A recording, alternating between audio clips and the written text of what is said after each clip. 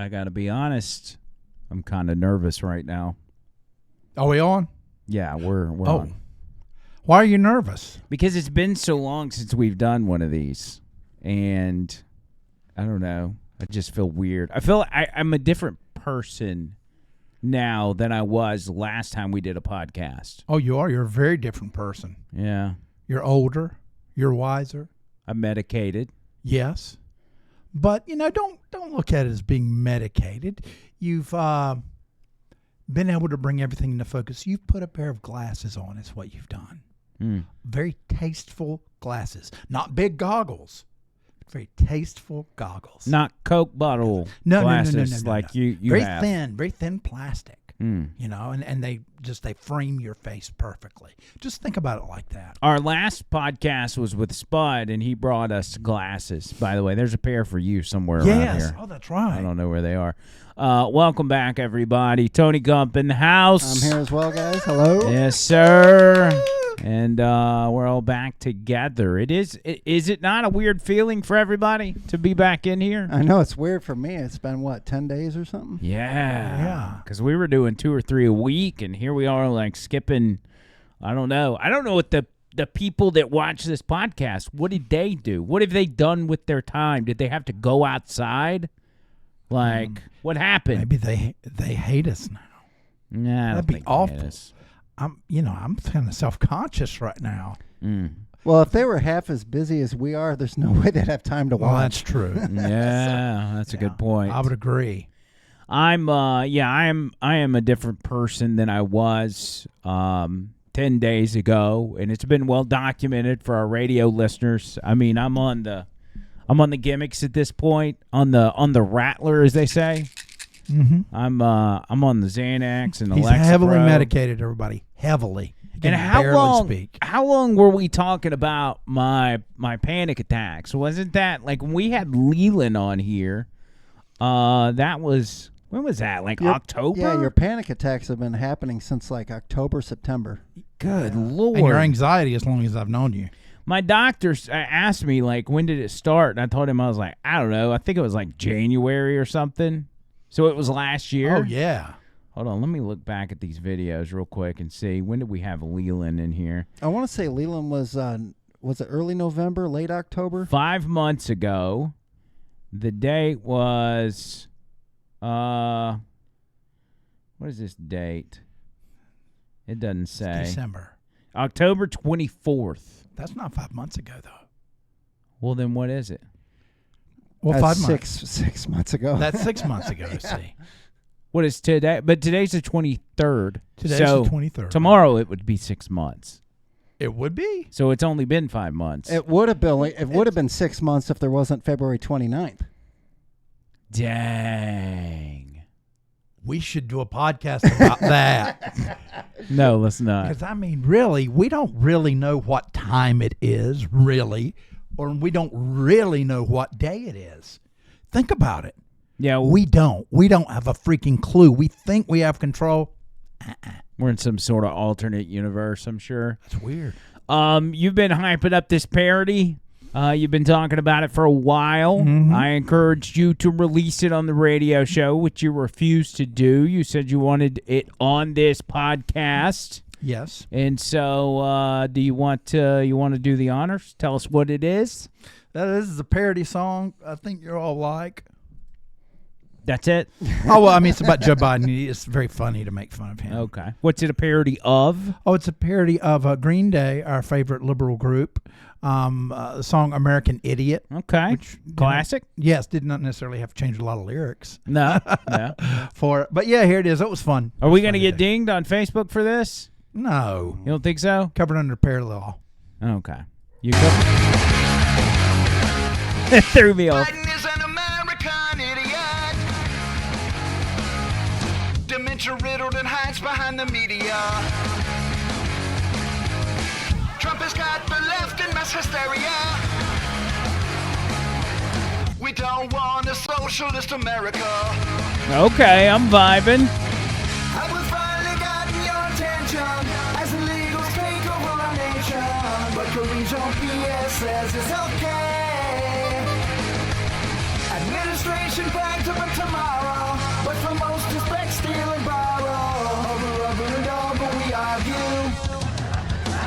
I'm not a part of transgender America. I'm not brainwashed by far left America. As they spew their dumbest propaganda, we're watching horror at this extravaganza. Have we finally gotten your attention as illegals take over our nation? Alejandro Mayorkas says it's okay. Oh, nice. The mariachi band in there. I like that Muppet. You mean this? There he is. I love that act. Nice. Oh, man. Good stuff. Yeah, it was fun. It was Congratulations. That was fun, good. It came in a little hot, startled me there at the beginning. But you just you had it coming in hot and heavy, so good. Yeah, good always job. makes hot. Well, thank you, sir. Thank you, sir. You've done a lot of those over the years, by the way. Yeah, I'm sitting at a little over 200 parodies in my career. Really? I Yeah. honestly thought it'd be more than that. There's some I don't consider parodies. I have a certain level. I mean, if I really counted all of them, it'd probably be more like 250. Because at one point I was working for the American Comedy Network, where you had to put out a parody a week to get paid. So there's a lot of pressure with that. But I've got my. This is amazing. My very first parody I ever did was in 1989, and it was about Donald Trump. Really? Yeah. In '89? Mm-hmm. It was The Method of Marla's Love. The Marla Maples thing. Oh my God! Yeah, I'll have to get that because there's we got a whole video of it. Wait, what is the American Comedy Network? Like, where did those parodies play? Nationwide, they were available to any of the stations that subscribed. So I mean, it was played in New York, Los Angeles. Like, what kind of stations? Like, just you name it. local TV stations? No, sitcoms? no, not TV, radio. Oh, radio stations. Yeah, mostly Okay. morning radio. Gotcha. Okay. But yeah, they're a team of 3 writers. Of course, Mom's always best. What was your favorite parody you've ever done? Come on, man! Wow, whoa! That's easy for me. I already know the answer. Tony knows the answer. I know the answer. Let's see if for you me. get it right. Federer. Nope, that's not it. No. Close. Oh, Obama's pants. Obama's pants. That's a classic. Yes. Obama's pants. Yeah, I mean, gosh, I don't know. I go through certain phases where I'm like, man, this is the best one I've ever done. I love it. But Well, you forgot about Obama's pants because it was a collab of everybody. Like It Tony was, Gump and I thought it was Amy. the greatest before we had to tone it down because it was too hot for radio. But the first original version that we had to tone down was awesome. Yeah, when we release it, we need to put a gray E on it yeah. and release Explicit. the original. Yeah. Good stuff. We'll have to revisit that at some point because you are quite the parody king. Yes, I've discovered a bunch of parodies I'd forgotten that for a while. A couple of years ago, I was doing a parody. It didn't last too long, but a parody a week for Dixon and Vining. And there's some pretty darn good stuff in there. Do you And still? I only got one play. You were doing something called Bird's Eye View, right? Is that what it was? Yeah.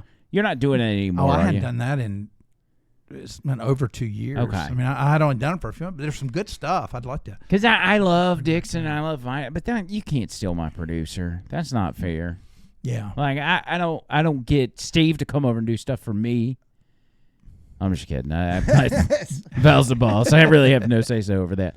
But anyway, yeah, you do a good job, and I don't know what I would do without you. I'm not trying to get sentimental, You but would be just fine. you have you've played a big role in the show. I think I do, however, blame you for some of my medical, emotional anxiety problems. I think it's been contagious, and so I'm in the current situation that I'm in because of you.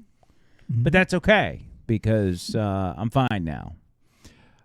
I really appreciate your backhanded compliment.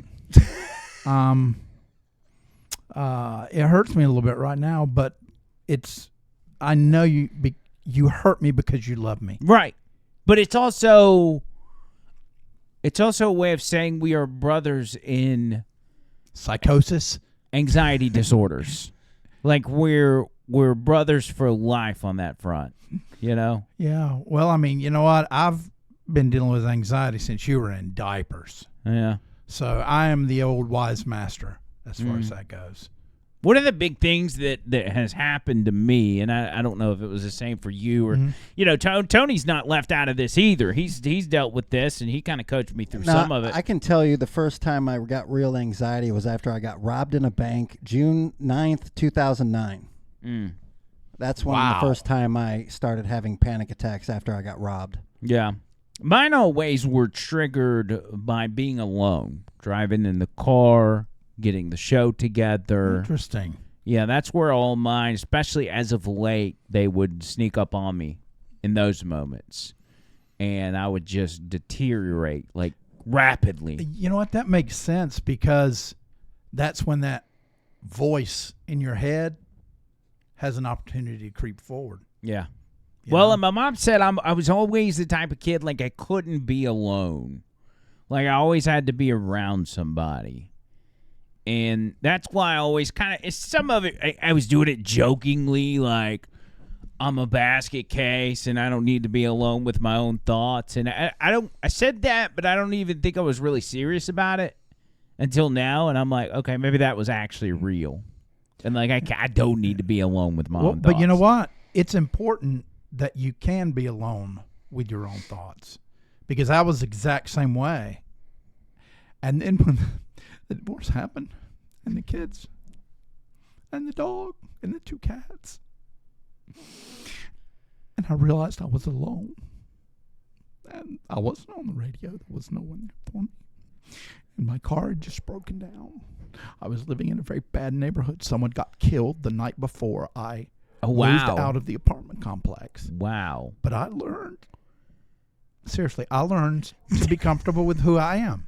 So, you know, I'm okay with that. The key is that you'll spend time with yourself, but then you continue on about your life. Yeah. You it's easy to convince yourself, well, I'm just going to start being home by myself here. You know.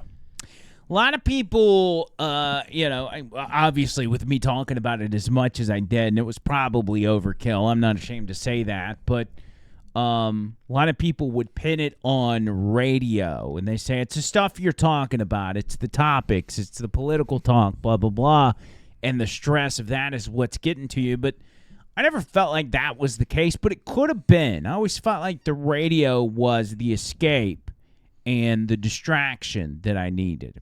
But radio can be stressful. That reminds me. Bubba the Love Sponge Show. Y'all know how much I like this show. Sure. Been listening to it for years. So I get home yesterday, and I'm feeling a little bit better, a little bit more like myself. And I tell Trish, I'm like, man, there was some drama going on Bubba's show. Like, they fired one of their main co-hosts. And they did a big explanation of what happened on their show today. Will you sit down and watch it with me? Now, Bubba's the type of host, and I'm kind of this way as well, where when he's explaining something, it could be a short story, but he'll drag that bad boy out for 4 hours.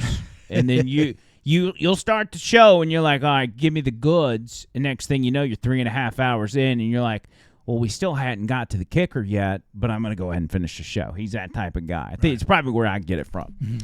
And anyway, so we sat down and we watched the entire 4-hour morning show yesterday afternoon, last night. And in the radio business, there are things that happen that I think can be stress-inducing. Oh, sure. And now for him, he's the boss, so he deals with all of it.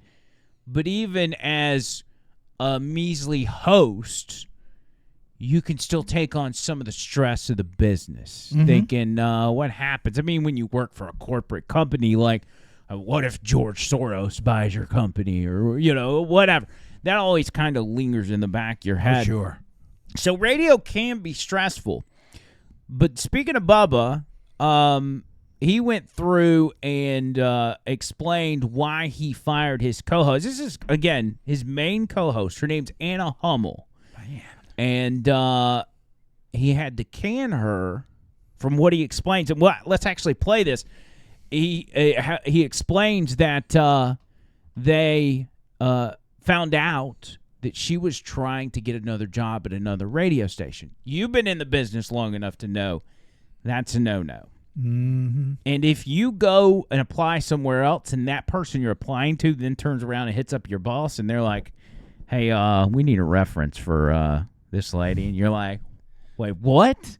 Like, that'd be you applying for another job, and then they hit me up and they're like, yeah, John Bird wants to work with us, but he wanted a reference from you. I'd be like, John Bird, what are you doing? Yeah, that I could see if it was another market, like across the country or whatever. But if it's like something, well, I mean, I guess he's no matter where she would go.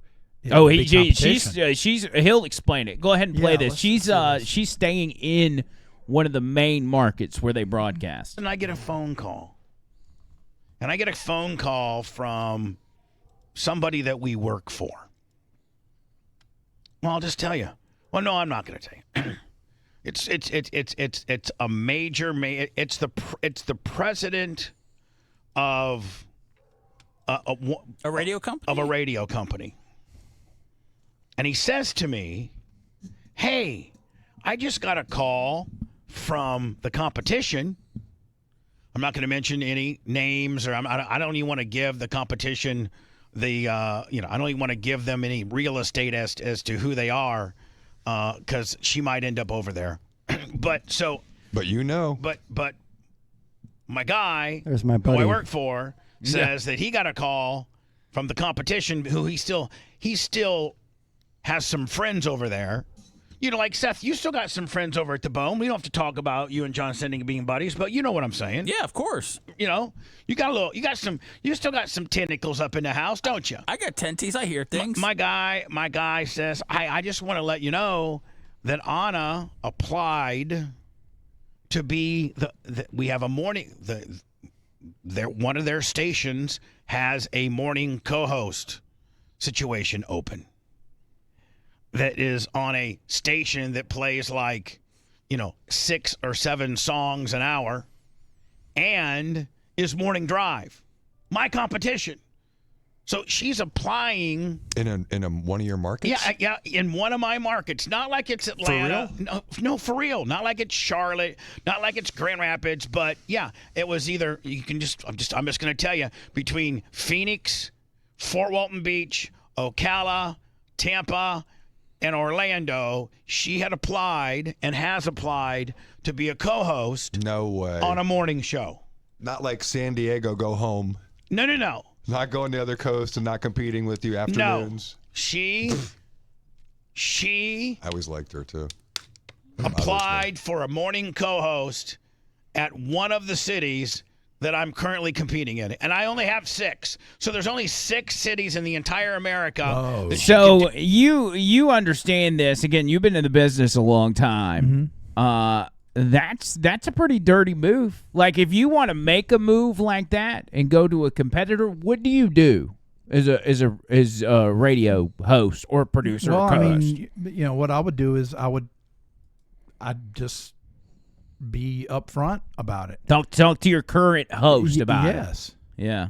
Yeah, and then, if it's a situation where, you could make more money or whatever, if she didn't bother to talk to him about it, then she doesn't know how he feels about it. This is what, in me knowing Bubba just as a listener, because I've never talked to him personally, he would be one of those people that you could go and talk to and say, hey, I'm looking to kind of make a move, and I want to give you a heads up before I do it.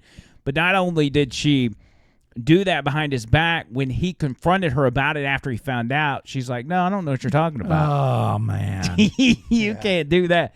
And then there's more history. There was a guy, their producer, who got let go or fired the previous year, like 1 year earlier, almost to the day. He had stolen somewhere to the tune of tens of thousands of dollars. Actually, may have even been something like $200,000. Stole it from the company. And Bubba never even told the story about that until yesterday. And he finally was like, and the guy that stole that money was that girl's boyfriend. No, that's why. Wow. Bubba's been painted as a bad guy for so long in Tampa and really across the country. He has been screwed over so many times. That's radio. He's been screwed over on that. You remember the Hogan sex tape? He got screwed over on that deal. Like, this dude's been railroaded, and where he used to be on Sirius XM and teamed up with Howard and all over the country, and he's kind of, been cornered back down to a much smaller area of where he broadcast, and, he's done a phenomenal job monetizing his show online. But you don't talk about somebody who gets some bad luck, dude. That's Bubba. I think it's bad luck, but I got to give him props. He's actually a pretty smart businessman if you look into what he's done. But part of his problem, in my opinion, is he's too nice, and he gets walked over in a few things. That's what me and the wife were talking about last night. I said, I think Bubba just trusts too much, and he's almost too loyal to people. And that's the reason the guy stole all that money. That's a tremendous amount of money he stole. But he had been friends with the guy for 20 years. And if he's got proof, why not go ahead and... Well, he laid the proof out, and he showed the guy, and he said, here's the deal. I can either fire you or you can resign. And he allowed him to come on air and resign in a way that made it look like he was just leaving for a different job. I'd go to the police, man. Well, that's what he should have done. He went through a whole explanation about that, and he still got the ability to do that. But I kind of took this, and Tony Gump being a business owner, I was like, you got to have a stranglehold on all that stuff. And this is not a shot at Bubba. I think it's a great characteristic to be trusting and have that kind of loyalty. But you got to have eyeballs on everything as a business owner. The thing is, he's obviously very creative. He's a creative type. And it's very difficult to be super creative and very businesslike. It's like if you're friends with somebody and they screw you over, like that happened to me, and that took me through a 10-year ride with hell that ended in divorce. Mm-hmm. And instead of, it was a matter of putting too much trust in somebody. So I think it's naturally a part of being creative. That's why for decades, artists have been getting screwed over. Yeah. You're talking about like in an aspect of being creative is an attribute of that is like being just very trustworthy or trusting people. Yeah, and not wanting to hurt feelings and things. It's just you allow people to run over you. Ah, gotcha. You see, and that's what I've seen with Bubba too. Yeah, and it's part of it I think is because number one, it hurts. I think with a lot of creative types, it hurts deep. Yeah. When something like that happens. So that's why you got to have a perfect marriage in terms of having a partner that you can trust. And it's rare, unfortunately. I gotta say, I feel bad for Bubba just because I've been the boss in different places, and every once in a while you get that one employee who you treat like gold, and then they kind of stab you in the back at the very end and do their own thing or whatever. I can get into it, but they just, they're kind of sad, and I blame the woman for doing that. She should have had a little more loyalty and should have told him right up front what was going on. Well, especially with the history, and she benefited from the guy stealing the previous guy that was her boyfriend. Like, she was already kind of in this zone of, hey, you're kind of the remnants of this guy that did all the stealing. But Bubba's been railroaded by co-hosts I can't believe times. He kept her on when all that happened. Well, if you go back to the Hogan sex tape, everybody understands how that played out. So the Hogan sex tape was Hogan having relations with Bubba's wife at the time. Hogan was going through a bad divorce, and no matter what you think about this lifestyle, it's whatever. Bubba's like, hey, man, if it'll make you feel better, you can come in here and bang my wife or whatever. I mean, that seems strange, but it's like, hey, it's just he's a trusting guy. Like, he wants to treat his friends right. So that happens. It gets captured on security camera, and somehow one of his co-hosts, who's been a co-host for years and years, gets his hands on that security camera tape and then chops it out to tabloids. And that's how it gets out. And so a co-host, yet another employee, screws the guy over. And, I mean, this is where everything started going downhill for Bubba. I mean, Hogan suing him. Hogan still ain't talked to him to this day. Like, it was bad. But let me tell you this. Phenomenal, fascinating radio. That's why I bring this up on the podcast, because that is Bubba in his prime, where he's talking about what's going on backstage, being transparent about the drama behind the scenes. I love it.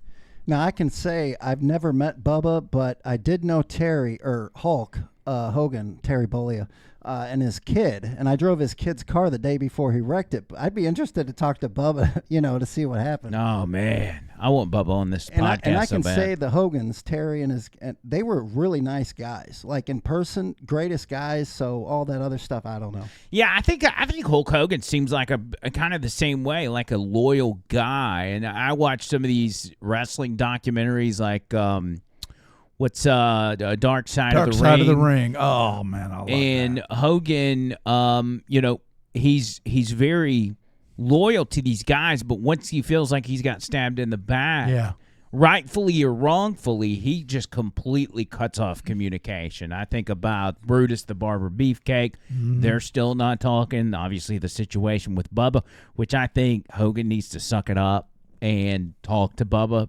One, for selfish reasons, because when Hogan used to come on Bubba's show, it was great radio. But two, I mean, everybody wants to see the couple get back together. We want to see the bromance. Come on. Get over it. I'll give Hogan this. Him and Barkley have something in common. I've met a lot of stars. They're the only ones I've talked to where people were coming up to him and they didn't seem bothered. Like, somebody would come up and say, "Hey, can I have your autograph?" And then they'd leave, and other people would just be like, "Oh, geez." Well, Hogan and Barkley actually super nice about it and love it. So, does John Bird count as one of the stars that you've met? maybe. No. No. No. I mean, you're pretty famous. Famous for what? Famous for being for, an idiot? I mean, yeah, but come on. It's I'm just, I'm just who I am. Sometimes I fall asleep in my car. And all I'll the wake famous up and people are the same. They're just like us, believe me. And all famous people have slept in their car. I mean, not at 60, but they've done it when they were younger. Excuse me. Yes. What was that again? Fixed. Thank you. Excuse me. I appreciate that. Anyway, shout out to Bubba. Come on the podcast, please. Love you, Bubba. One of my favorite shows, and has been for a very long time. I discovered them when they first came on Sirius XM. I was a big Howard Stern fan. Mm-hmm.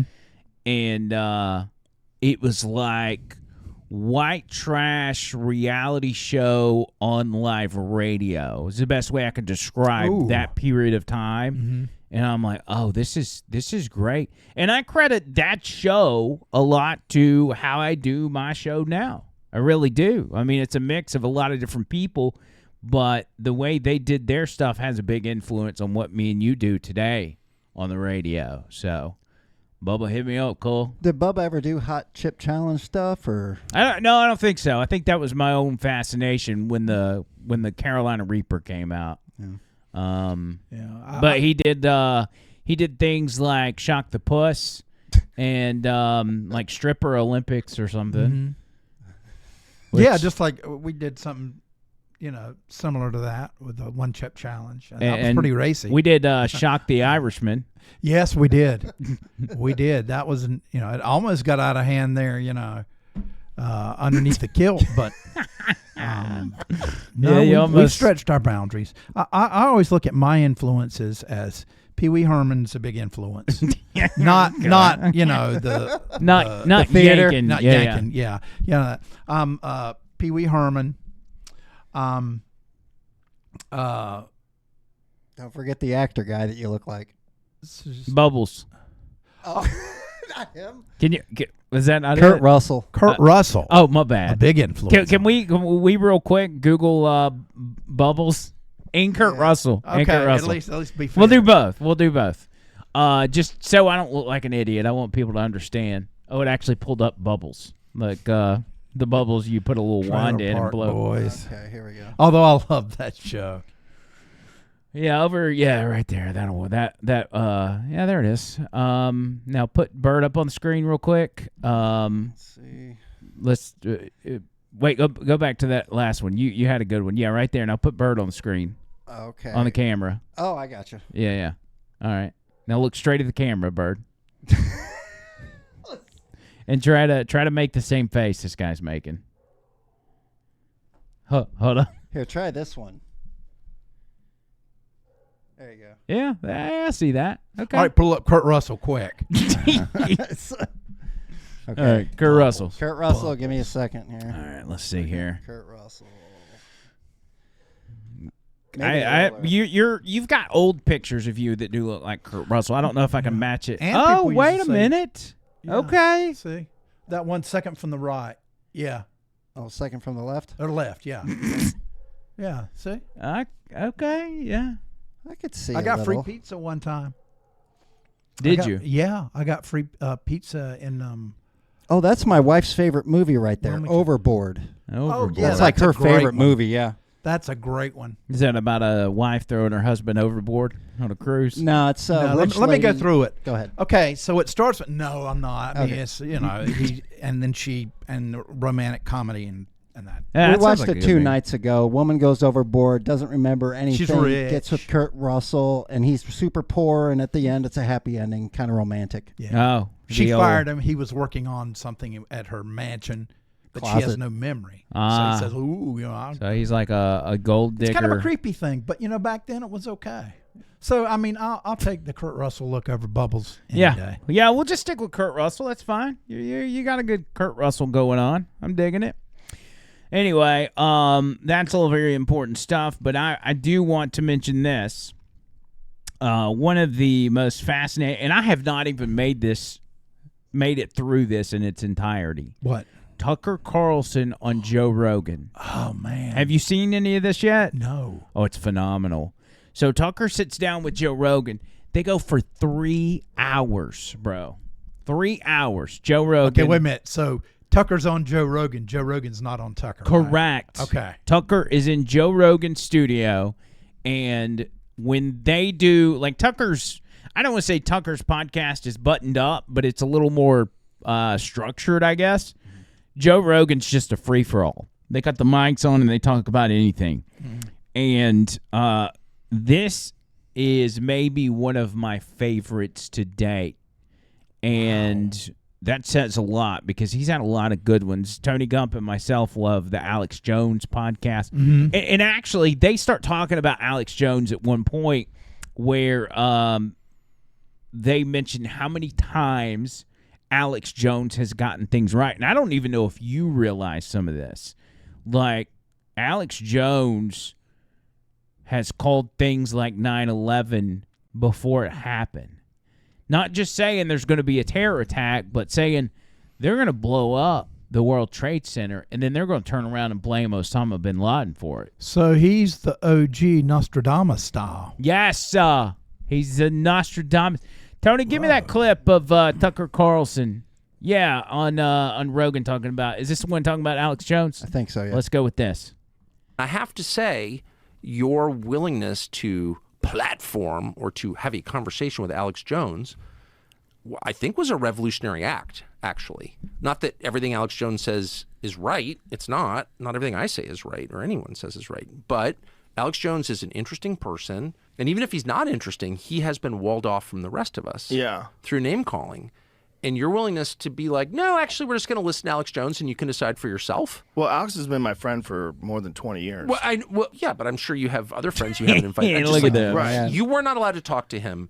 And when you hear Alex Jones talk, you definitely understand why they told you couldn't listen to Alex Jones. Well, that's one of the reasons why I had him as one of the first guests when I came over to Spotify. Love that. I was like, let's go. What did they say? Well, a lot of people weren't happy. We lost sponsors. It was an issue. But I think it did the job. And one of the reasons why he's gone through some issues is because that guy is uncovering real shit that's terrifying every fucking day. When you see cutting out the cuss words so for many us. lies and so much propaganda and so many psyops that are being done on people, you start seeing them where they don't exist. And that's what he did. Well, and he's also channeling some stuff. You can't call 9/11 in detail because you're super informed. Before the fact. He called it. Yes. He literally called it in the summer of 2001. He said planes will fly into the World Trade Centers and they will blame a man called Osama bin Laden. We know the government's planning terrorism. We know Oklahoma City and World Trade Center was terrorism. We know the Joint Chiefs of Staff wanted to blow up airliners. If you do it, we're going to blame you because we know who's up to it. Or if you let some terrorist group do it, like the World Trade Center, we know who to blame. If any terrorism comes, it's from this government. And if there was an outside threat like a bin Laden, who was a known CIA asset in the 80s, running the Mujahideen war, and whose family builds all the military bases over in Saudi Arabia right now, and sits on the board of Iridium Satellite, it's the boogeyman they need in this Orwellian phony system. We know that he said that because he said it on tape multiple times. And then he said, call the White House and tell them this. Now I'm going to put the call out that you call the White House and tell them, look, we've seen the news stories that you've wanted to blow things up, that you have blown things up, and that we're aware of who the terrorists are if you pull this. This can stop this Hitlerian Reichstag event. He's channeling something. You think so? Super. Yeah, of course. Yeah. There's like no other. I mean, tell me how he did it otherwise. I've asked him about it. How did you do that? At length, at dinner in my barn recently. We were talking about this. How'd you do that? I don't know. It just came to me. And that's real. And that's not a new phenomenon. It's happened throughout history. There are people called prophets. And there are people who were prophets who weren't called prophets, but there are people who have information or parts of information, bits of information, visions of information come to them, and then they relay it. It's not from them. They received it. This is like one of the oldest phenomena in human history. So those people tend to be a little crazy, a little imbalanced, a little different from everybody else. Do you know what I mean? They live on locusts and honey in the wilderness. I mean, that's just like they're not like everybody else. And that's clearly part of what, I'm not saying that everything that Alex Jones says is a prophecy from God. It's not. But that was prophetic. And if it wasn't, tell me how it wasn't. In July of 2000, like I lived in Washington in July of 2001. My dad worked in the government. Like I was as well informed as anybody could be about what was going on in the government. I've always been interested in what's happening in other countries. I was aware of Osama bin Laden. I knew about the Taliban. I knew, more than most people. There's not one person who was saying, not one person in Washington, D.C. was saying, at some point soon, they may fly airplanes into the World Trade Centers and blame Osama bin Laden. Like that just wasn't a thing. So if you said that multiple times on camera, there's a reason. I've said this to 50 people, what I just said to you, and they all look at me like, yeah, that's stupid. Tell me how it's stupid. Like, tell me how he did that.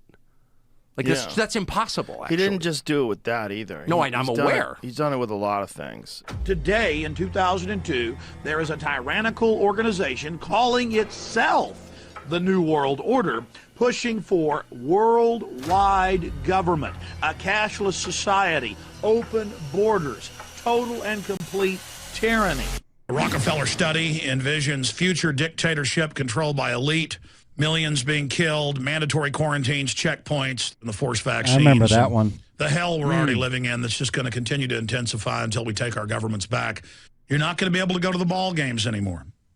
You're not going to be able to just go out and get drunk with your friends. You're not going to be able to just, go out and enjoy yourself all the time. Read what these monsters are planning for you.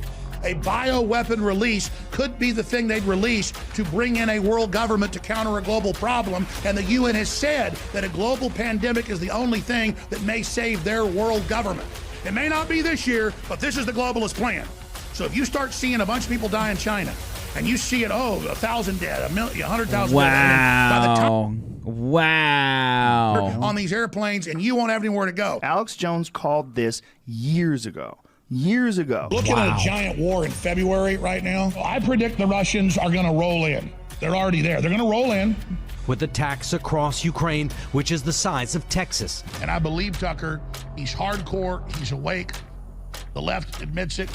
I predict he won't be at Fox News in the near future. I'm going to leave it at that. By the way, Fox News needs Tucker Carlson. Tucker Carlson doesn't need Fox News. There continues to be reaction to the bombshell news that Tucker Carlson, the highest-rated personality on Fox News, has been fired. We're here with the world's most dangerous man, the most censored man in the English language, Alex Jones.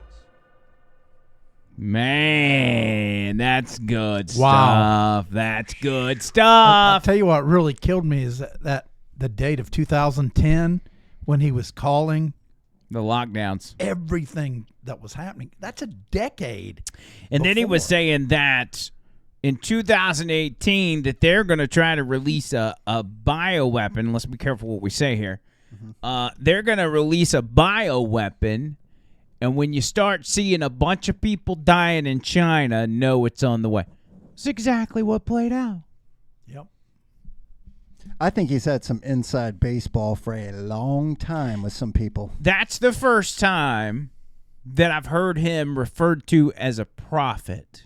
And I don't want – I do give that a little bit of credence, but I don't necessarily mean it in a, I don't know, like a biblical sense. I don't want to say that Alex Jones is some sort of, prophet from God, but there is something where he's seeing this stuff before it happens. He is in tune. He is informed. I mean, we do some of these things on the show, and we call things before they happen, but not like that, and not during that period of time.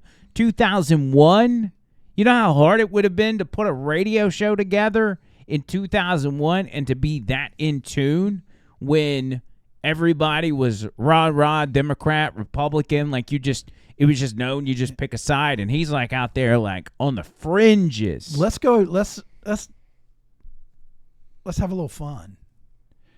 And let's say, and it sounds like a movie probably, but let's say there's somebody in this organization, this global organization that does not, and maybe has had a change of heart, and is giving Alex Jones that information to get out.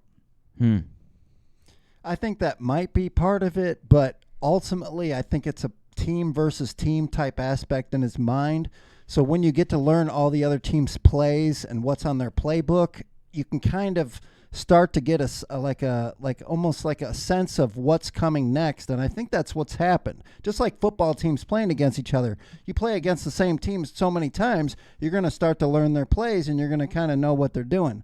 That's not necessarily the best, example, but I think he kind of knew the game plans that they had, and I think he knows future ones, like the alien thing. There's other things that he's mentioned that hasn't happened too. Yeah, I think it's a little bit of both of those, actually, because he does have some inside sources, and you've heard him refer to them, where he'll say, I got senior intelligence officials telling me blah, blah, blah, blah, blah. But then at the same time, he's been doing this for so long, he knows, and we do too, to an extent, but not quite like this guy. Like, he knows the playbook, and so he's able to make educated guesses as to what's coming next. So I can say that before the pandemic, if you would have been watching Alex Jones, and I've said this before, if you would have paid attention to him instead of the mainstream media before, during, and whatever during the pandemic, you'd have been way better off. We got a little comfortable when Trump was in office. Yeah, we were like, whatever happens, like Trump's a boss, man. He'll be able to handle it. But we didn't think that they would be capable of what they did. That's crazy. Think about in retrospect what they did. They literally closed the entire country. I mean, I was watching a clip from WWF the other day, or WWE, and just like in all sports, they were doing their live shows, but instead of having a crowd, they had TV screens in the audience. They were doing it in like small arenas, and they just had TV screens surrounding the ring, and people would zoom in, fans would zoom in and be on their webcam in the arena to make it look like they had an audience. I'm like, how stupid were we to fall for that? Even, listen, we all fell for it at least for a week, 2 weeks. We're like, oh, yeah, if we just 2 weeks to slow the spread. And then once it starts stretching out, we're like, no, wait a minute. That's not what you said. And so it started clicking. But I just look back at some of the ways we were operating. I'm like, God, could society, how could we be so gullible as a society? Cardboard cutouts at ball games. Yes. And TV shows. God. I mean, not to mention you can smell a fart through a mask. Surely, right. Yeah. Right. Most of us thought the mask thing was dumb. I thought the mask get-go. thing was dumb, but what got me was the burgers and fries New York, and then the lotteries. That's what made me not. Oh, can you find that on maybe on Twitter? Put Bill De Blasio COVID burger or something. So Do you remember that, John Bird? Mm-hmm. He's like, you mean if you get a vaccine, you can get some fries, some free fries? What about a burger element? There's one of the most cringe things I've ever seen in my life. I think I found it. Yeah, go to the second one. I bet that'll that'll be fine. Yeah, go with that one. Okay, here we That's go. good. You're saying I could get this? I was watching this Delicious live, fries? and that's my point. I said no, I'm Wait a not minute. doing it. But there's also a burger element to this. Let me check with Bill Neathart. Is it too early in the day to eat a burger? No. This could be breakfast. Okay. Oh. I want you to look at this and think about. Again, some people love hamburgers, some don't. Really want to respect all ways of life. But if this is appealing to you, just think of this when you think of vaccination. What? Vaccination. I'm getting a very good feeling. And to think, they were trying to convince you to get the vaccine by giving you a free burger and fries. I got this vibe of used car salesman, end of the month, Yes. hasn't met his quota, and he needs people Yes. to get his product. Yeah. And now look at us. Now look at us. Yeah, that scared me off, that clip right there. And then the lotteries, too, in Ohio and the other states. I thought, nah. You mean to tell me there's a burger element to this? When you think of vaccine vase, think of this burger. What kind of respect for the American people does that show? What kind of respect do you have for yourself to even do that on a stage? Because everybody, he probably, like, there were so many people watching the news, even the local news or local officials, because they were trying to figure out what's going on. I mean, even in the vaccine days, as we were getting closer to that, and it's like, bro. What about that lady that got up on that podium in front of those steps and said, I'm not asking what's in it. I'm not doing Yes. and she's No, I like, don't I'm just remember that. taking it. And it was like, I'm not That questioning was- anything. And she's trying to sound smart. Oh. Bunch of idiots. Anyway. Let's go back to 9/11. Illuminati bot tweeted this out, and I don't really understand. Give me real quick the caption. Tell me what the caption said on that again on the tweet. Says rare footage inside World Trade Center Building 7 on 9/11 after the destruction of the Twin Towers. This 47-story steel-framed skyscraper completely collapsed due to office fires a few hours later. Notice anything interesting?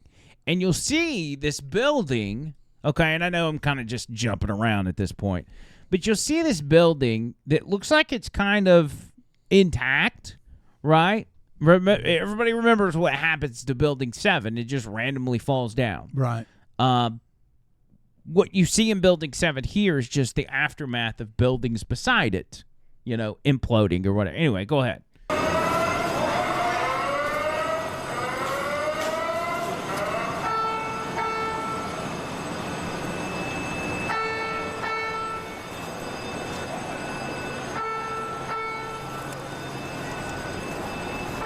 Debris, windows busted out, like... Yeah, I'm not seeing any fires there. Doesn't seem to be a lot of structural damage either, right? And it's only 47 stories. It's not near as tall as... It's nothing to sneeze at. Well, yeah.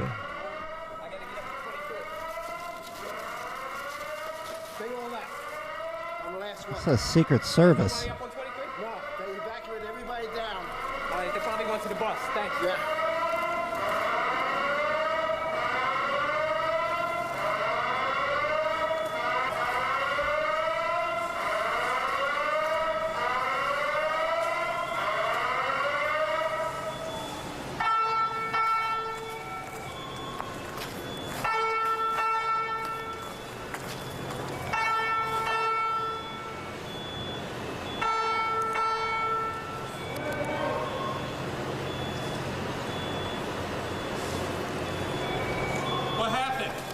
Did the side of the building come down? I don't know. Something fell. What'd you see? It was pretty clear at one point, and then there's a whole bunch of smoke and glass. And I think we're just about the last ones in this building right now. I think you should leave. Everybody else is gone. Okay. I'll just make sure that there's nobody else coming downstairs. What do you think happened? I hear the top of the building fell down. Fell over on us. I don't know. I haven't seen outside yet. Have you, when were you here? Were you here after the planes landed? As a matter of fact, we're standing right underneath 6th World Trade when the building actually, the plane hit it the first time. Describe it. We heard a plane, the engine screaming, and then just an explosion. Glass. Then everybody was running around trying to get away. Have your name and spell it? Bennett. B-E-N-N-E-T-T-E. Sergeant? No, Secret Service. Secret Service? How do you want your title? OST. OST? Thank you. All right.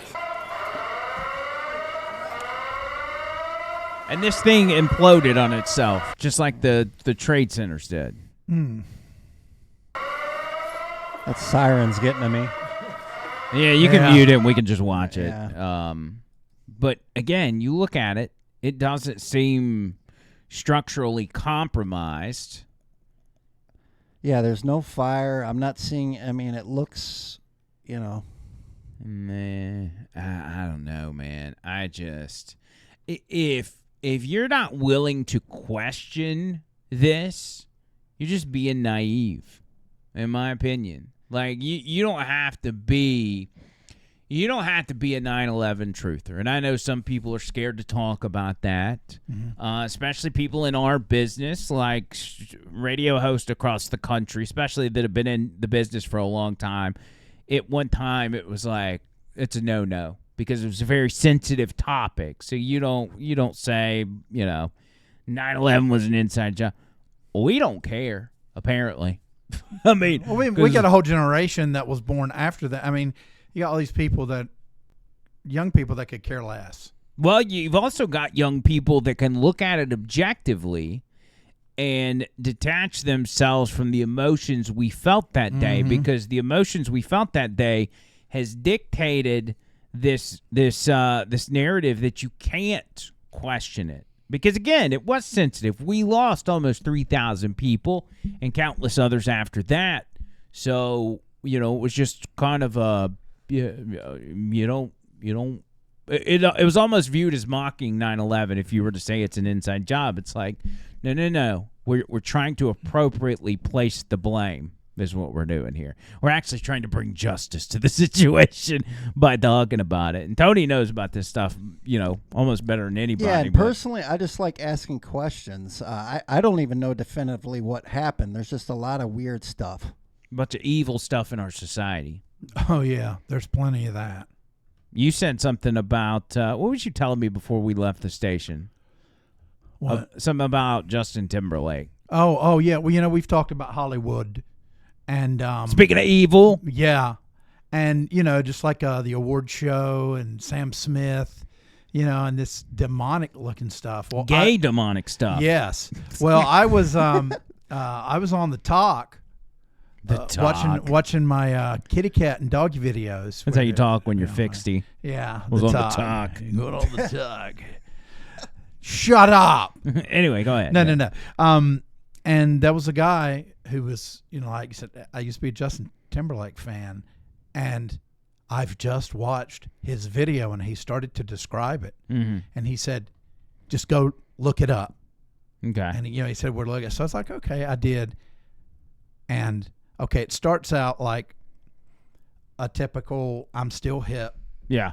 The whole beat is bringing sexy back. Yeah, that kind of thing. And then about halfway through, it completely changes. It completely changes to the point where you're like, what the fuck am I watching? So I got the video, but I took out his music and just put some royalty-free music in there so we won't have any issues. And I only did the part where it gets weird. Now, remember before that, there's like this dance floor where sexy people dance around. It's, it's a dark club and all that. Yeah. And then at this point, it just really Gets dark. Yeah, and I'm not talking about thriller dark.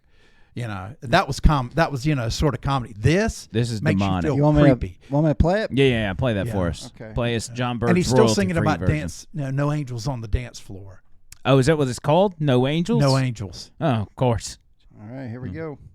Abramovich must have produced this video. Good Lord, what dude. The only thing that would have made that more creepy is if they would have thrown up one of those TikToks of Britney Spears dancing. You know, how she's like crazy and all that now. Man. Yeah, that's... But a lot of the super creepy. videos now, there's just that element. It's so obvious. That's bizarre. Man, Hollywood's evil, dude. The music, the media, the Hollywood, it's all freaking demonic. Anyway, I'm completely creeped out at this point, so I think we should end this podcast. Tony Gump, do you have anything for us? I'm creeped out too, but get plenty of water, meat, sunlight, and sleep, and you'll be fine. Water, meat, sunlight, sleep. Everybody together. Water, meat, sunlight, sleep. Water, meat, sunlight, sleep. Modern meat, sunlight, sleep. Water, sleep. I forgot what it was. All right. John Bird, final words. Yes. What was your favorite cereal as a kid? Think about that, and then go out and buy it, and have a bowl on me, and just think about the good times, because they're gone. Are they ever coming back? I don't know. What do you think? What do you think? What do you think? Getting Kurt Russell vibes. I don't like that one. Let's. We got about 60 seconds. Okay. Let's try again. Okay. Come up with something different. Okay. John Bird. Yes. Final words.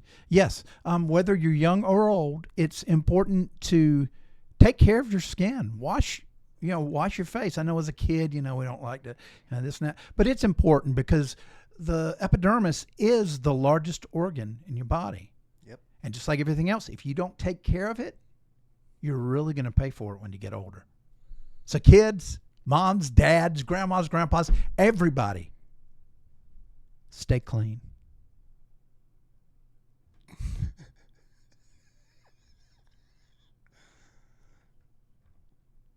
All right. That's a wrap. We're out of here. Thank you. Thank you, Tony Gump. Thank you, John Bird. You're welcome. And until next time, I didn't have my pen all episode, so I didn't know what to do with my hand. Circle!